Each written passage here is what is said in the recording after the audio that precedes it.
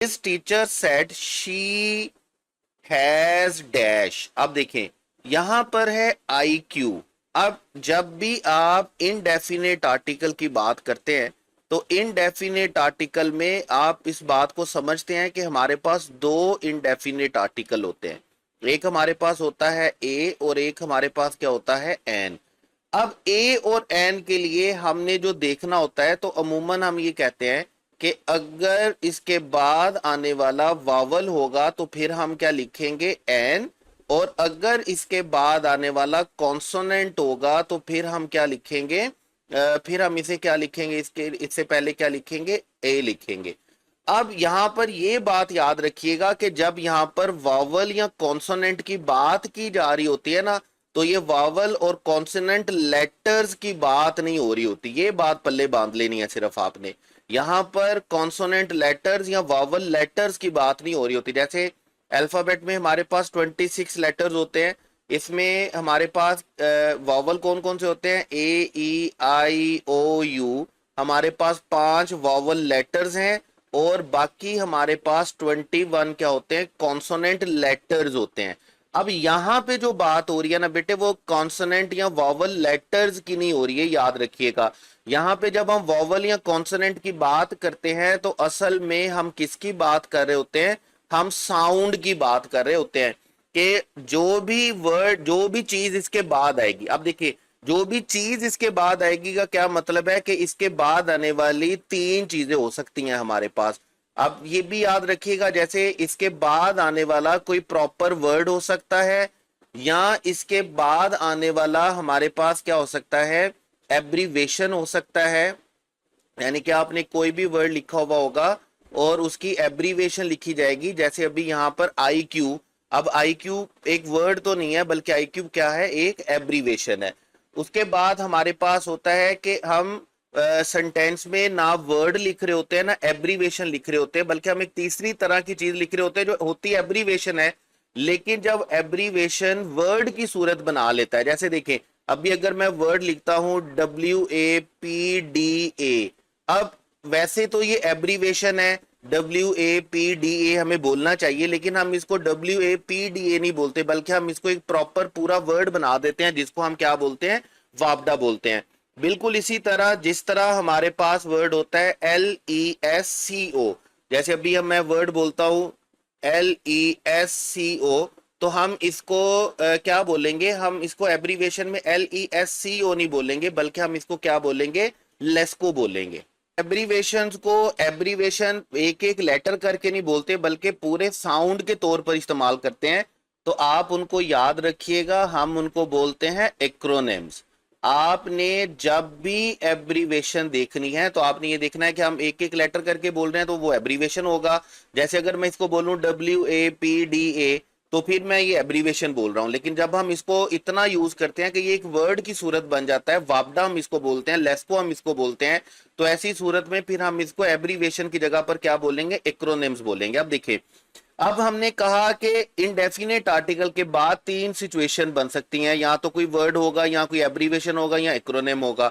अब इन तीनों सूरतों में आपने याद रखना है, हमारा कंसर्न लेटर के साथ बिल्कुल भी नहीं है। हमने ये नहीं देखना कि ये वर्ड, ये एब्रीवेशन या एक्रोनिम कौन से वावल लेटर से स्टार्ट हो रहा है या कॉन्सोनेंट लेटर से स्टार्ट हो रहा है, बल्कि हमने ये देखना है कि इसका साउंड क्या है, इसका साउंड वॉवल है या कॉन्सोनेंट है, चाहे वो वर्ड हो, वो एब्रीवेशन हो या एक्रोनिम हो। जैसे देखें, अब किसी भी चीज का साउंड देखने के लिए कि वो वॉवल साउंड है या कॉन्सोनेंट साउंड है, तो आपको आसान तरीन जुगाड़ बता देता हूं, आसान तरीन तरीका बता देता हूं। आपने उसकी प्रोनाउंसिएशन को उर्दू में लिख लेना है। अगर उसकी प्रोनाउंसिएशन अलिफ से या अलिफ मद्दा से स्टार्ट होगी तो ये हमारे पास वावल साउंड होगा, और वावल साउंड के लिए आपने याद रखना है, हमने इससे पहले क्या लिखना है, एन। और अगर अलिफ और अलिफ मद्दा से स्टार्ट नहीं होती तो फिर हम इसको कौन सा साउंड बोलेंगे, ये कॉन्सोनेंट साउंड होगा, और ऐसी सूरत में हम इसके साथ एन नहीं लिखेंगे, बल्कि क्या लिखेंगे, ए लिखेंगे। जैसे अगर मैं जल्दी से आपको एक एग्जांपल बोल दूं, हम आज तक हमेशा क्या बोलते आए हैं कि हम बोलते हैं he is dash honest man. अब ऑनेस्ट में जब आप एच को देखेंगे तो एच कॉन्सोनेंट लेटर है, लेकिन जब आप इसकी एब्रीवेशन को उर्दू में लिखेंगे तो इसकी एब्रीवेशन को आप कैसे लिखेंगे, आप इसकी जब एब्रीवेशन लिखेंगे तो इसकी एब्रीवेशन किससे स्टार्ट होगी, इसकी एब्रीवेशन अलिफ से स्टार्ट होगी। आप अगर इसको लिखेंगे, मैं अगर पेन का कलर चेंज कर लूं, तो जैसे हम ऑनेस्ट को अगर उर्दू में लिखेंगे तो हम क्या लिखेंगे, हम लिखेंगे ऑनेस्ट। अब ऑनेस्ट को आप देख रहे होंगे कि ये कॉन्सोनेंट लेटर से स्टार्ट हो रहा है, लेकिन ये वावल साउंड से स्टार्ट हो रहा है। अगर हम कॉन्सोनेंट साउंड लेटर को देखेंगे तो फिर हमें ए लगाना चाहिए, और अगर हम वावल साउंड को देखेंगे तो हमें एन लगाना चाहिए। तो आपने याद रखना है हमारा लेटर के साथ कोई लेना देना नहीं है, हमारा सारा लेना देना बेटे किसके साथ है, साउंड के साथ है। तो यही वजह है कि हम इससे पहले क्या लिखेंगे, एन ऑनेस्ट मैन लिखेंगे। अब जैसे यहाँ पे सेंटेंस को देखिएगा, his teacher said she has dash IQ।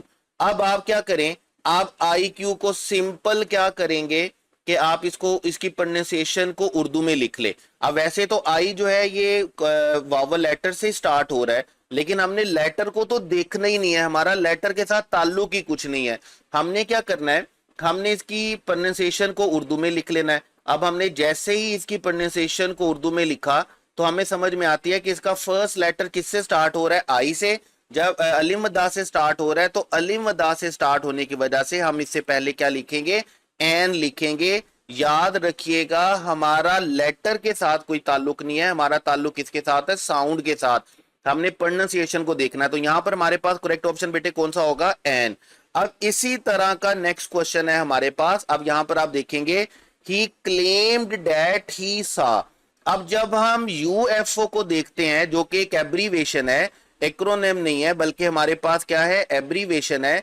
तो अब देखें एब्रीवेशन में हमने क्या किया, अब जब हम यू को देखते हैं तो हमें फौरन समझ में आती है कि यू हमारे पास कौन सा लेटर है, यू हमारे पास वोवल लेटर है। लेकिन हमने यहाँ पे लेटर नहीं देखना, यहां पर हमने क्या देखना है, वोवल साउंड देखना है। तो हम इसकी प्रोनाउंसिएशन को उर्दू में लिख लेंगे। जब हम इसकी प्रोनाउंसिएशन को उर्दू में लिखेंगे तो इसकी प्रोनाउंसिएशन कुछ यूं बनेगी हमारे पास, UFO। जब हमने इसकी प्रोनाउंसिएशन को उर्दू में लिखा तो इसकी प्रोनाउंसिएशन अलिफ से स्टार्ट, अलिफ मद्दा से स्टार्ट नहीं होती।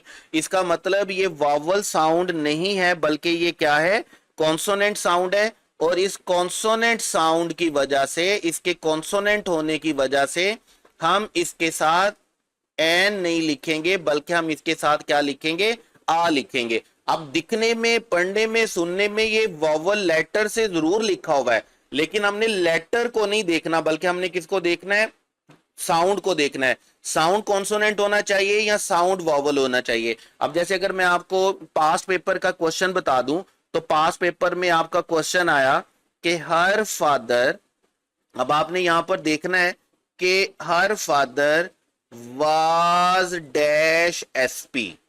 अब अगर मैं आपसे बोलूं यहां पर ए आएगा या एन आएगा, ये पास्ट पेपर का क्वेश्चन है।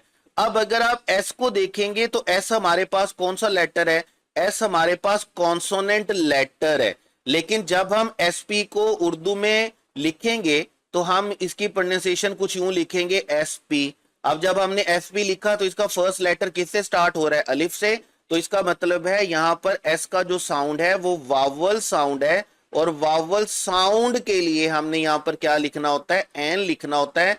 हमने कॉन्सोनेंट लेटर को नहीं देखना, लेटर कॉन्सोनेंट हो या लेटर वॉवल हो, उसका हमारे साथ कोई लेना देना नहीं है। हमारा सारा लेना देना बेटा किसके साथ है, वह साउंड के साथ है। अगर तो वॉवल साउंड है, अगर उसकी प्रोनाउंसिएशन अलिफ से या अलिफ मद्दा से स्टार्ट हो रही है तो फिर हम उसको किसके साथ लिखेंगे, एन के साथ।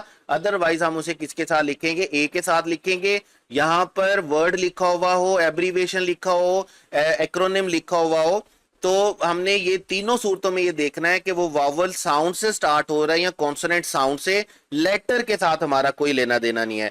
इसी तरह का तीसरा क्वेश्चन है आपके पास, do you spell your name with I और वाई। अब आसान तरीन है, आप आई को उर्दू में लिखेंगे तो आई की प्रोनाउंसिएशन को उर्दू में लिखने से हमें पता चलेगा कि आई किससे स्टार्ट हो रहा है, अलिफ मद्दा से। और जब हम वाई को लिखेंगे तो वाई कभी भी अलिफ या अलिफ मद्दा से स्टार्ट नहीं होता, बल्कि वाई की प्रोनाउंसिएशन हमारे पास किससे स्टार्ट होगी, वाई की प्रोनाउंसिएशन हमारे पास स्टार्ट होगी वाव से, ठीक है, उर्दू वाले वाव से। तो ऐसी सूरत में हमें समझ में आती है कि आई का जो साउंड है ना, आई का साउंड वावल साउंड है।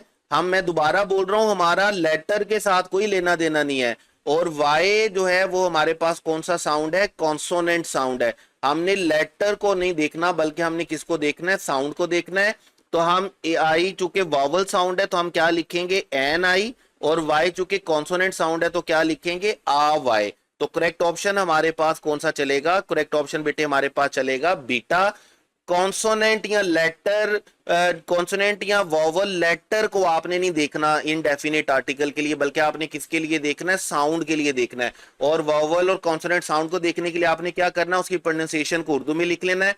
अगर उसकी प्रोनाउंसिएशन अलिफ या अलीमदा से स्टार्ट होती है तो इसका मतलब वो वॉवल साउंड है, आप एन लिखेंगे। और अगर वो अलिफ और अलिफ मदा से स्टार्ट नहीं होती तो इसका मतलब वो कॉन्सोनेंट लेटर है, कॉन्सोनेंट साउंड है। तो आपने उसको किसके साथ लिखना है, ए के साथ लिखना है।